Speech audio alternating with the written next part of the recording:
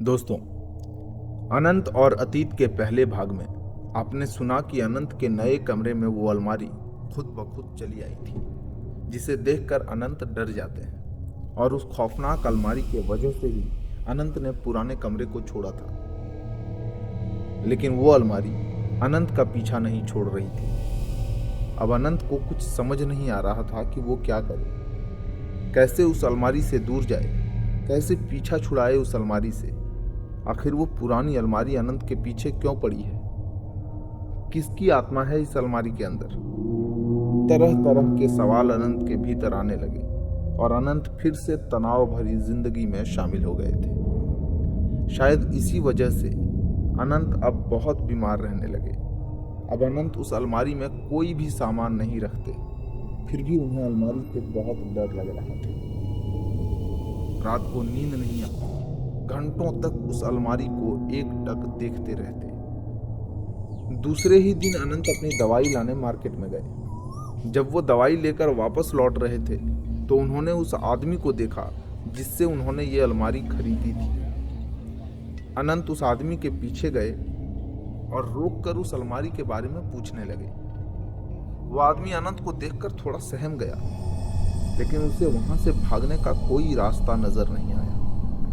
फिर उसने अलमारी के बारे में बताना शुरू किया। वो अलमारी मेरी नहीं है, मैंने भी किसी से खरीदा था, और खरीदने के बाद जब उसे घर ले आया तो धीरे धीरे मुझे हर जगह से नुकसान होने लगा। अलमारी को देखकर बच्चे डरने लगे और उसी अलमारी के वजह से मेरी पत्नी की जान चली गई।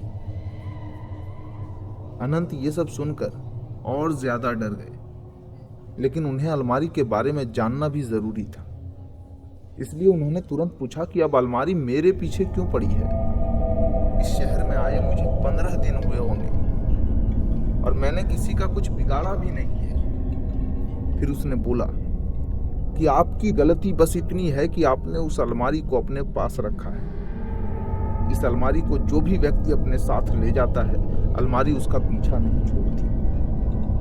इससे छुटकारा पाने के लिए आपको ये अलमारी किसी और को दे देना चाहिए।